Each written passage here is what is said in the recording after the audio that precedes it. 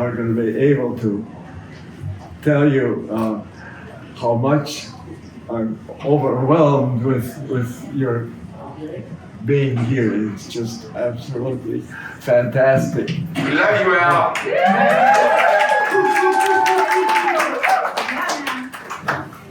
And I have written words that go along with it, and it will not sound like I know what I'm doing, but just hang in there, okay? We can. We will. I'm honored. That is, so many of you are here today to stay here and Celebrate. something and be with me, because it's just overwhelming. Most everyone here has known me for many years. We could fill up. Look, never mind.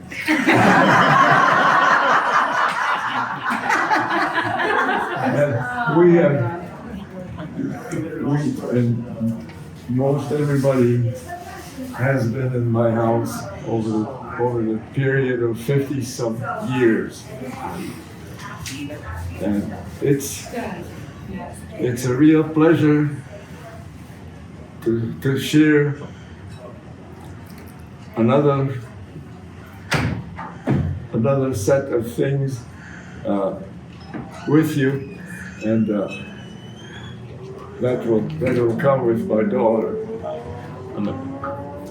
Some of my friends, many of them actually, are no longer here. And I'm grateful for the ones that are still remaining. Thank you, God. Thank you, everybody.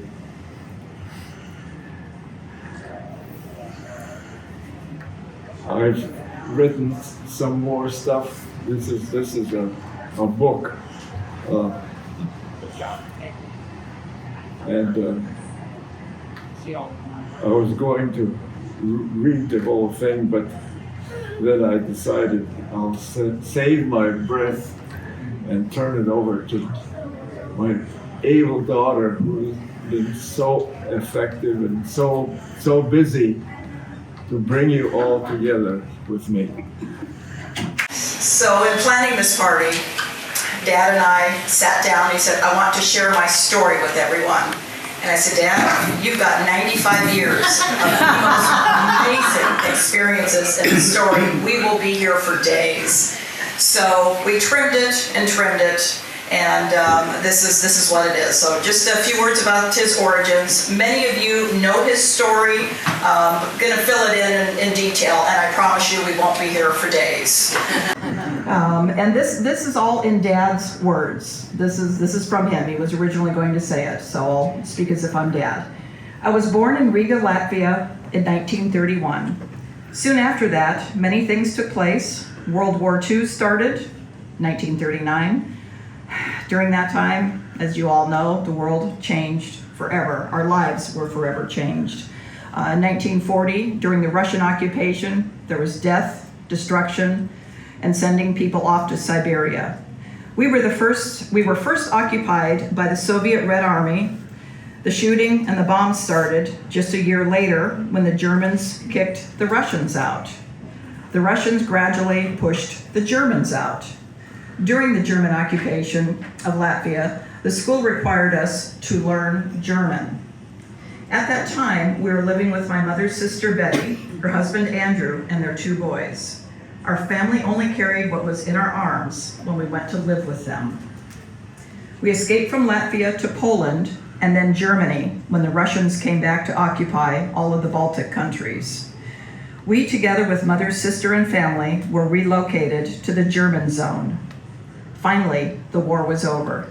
To deal with millions of refugees in the now Western occupied Germany, the International Refugee Refugee Organization took it upon itself to rehouse the refugees from a multitude of countries. I was separated from my parents and went to Latvian high school in Esslingen, Germany for the next 3 years.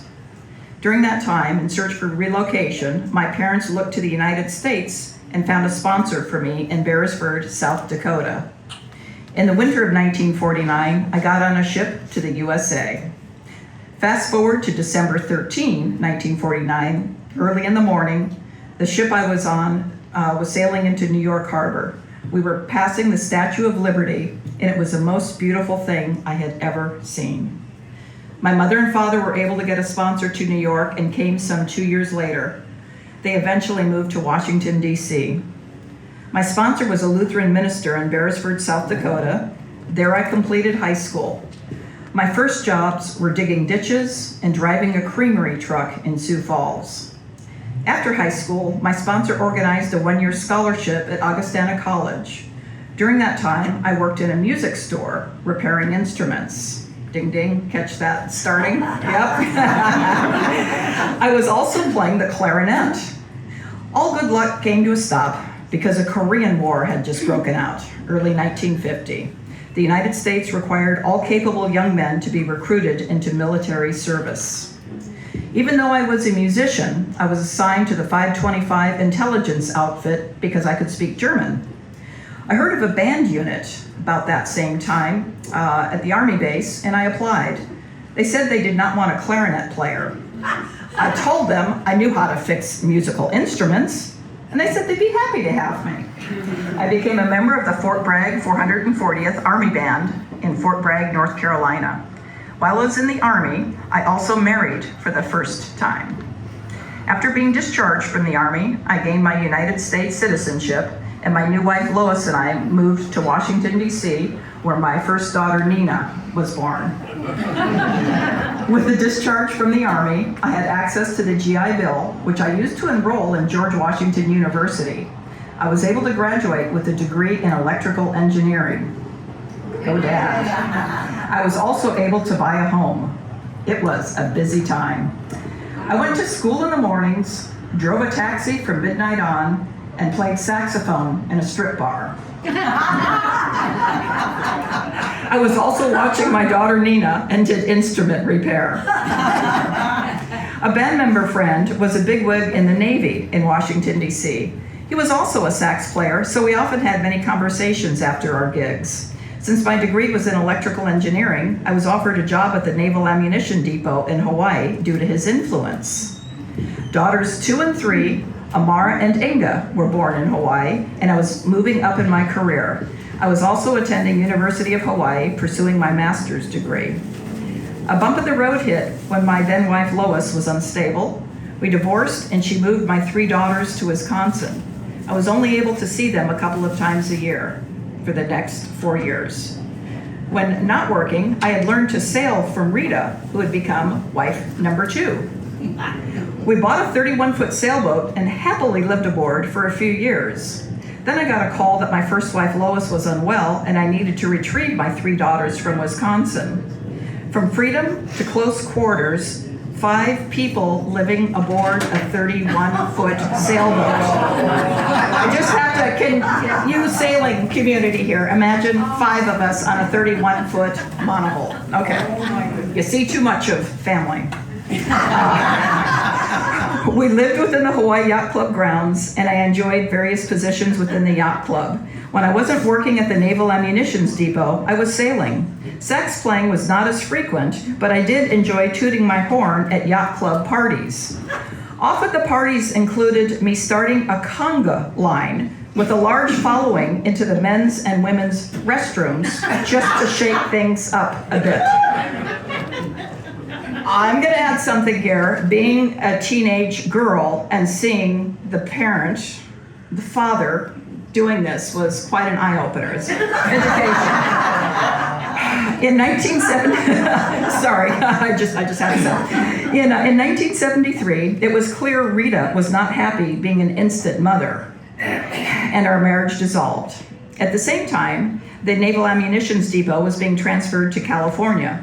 My only avenue to continue with the government was to move to Southern California and work at the Weapons Quality Engineering Center at the Naval Weapons Station in Seal Beach. Moving to California as a single father of 3 daughters was a handful. Whew. Within a year of moving to the mainland, I bought a home where many of you have spent time. Shortly thereafter, I was set up on a blind date and fell in love and married my 3rd wife, Carolyn. And I adopted her young daughter, Carrie, now giving me 4 daughters. I was fortunate to be living a very good life. I had good friends, a great career, and I was playing music regularly at various yacht clubs and restaurants in the area. I was busy at work with naval weapons and had frequent trips to Washington, D.C. In 1987, I retired from the government, and I was able to relearn playing good music whenever I could. That came in second to starting my own company, Electric Forensics, investigating fire and other electrical mishaps. I was active until about 2014. And one of my favorite activities after I retired from the government was the honor to be band leader at the Lakeview Senior Center, where I met some of you here today. This was a position I held for 10 years, including during COVID, where we safely practiced in my backyard. I retired from this position in 2023. Unfortunately, many of our musician friends are not able to be here today, but they are looking down upon us and are here in spirit. It was during this time, a couple of years apart, I learned that I had 2 more children. I am lucky that they are here today. Meet Norman, who was born in Hawaii, and Ingrid, born in Washington, D.C. Many of you have heard much of this. What you don't know is how much you have enriched my life. I wouldn't be who I am without our shared experiences. It is a good life. And now here I am at 95 and lucky to be in love again. Meet Yoko, who was singing in Japan at age 19 and still sings today at 86. Sorry, he wanted me to say that.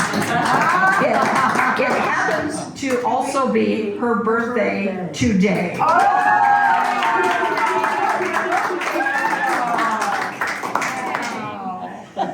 So that is what I wanted to share, and Dad and Yoko have been practicing, and they'd like to just share a little song. Dad's going to toot his horn, and Yoko's going to sing. Yeah. Are you up for it?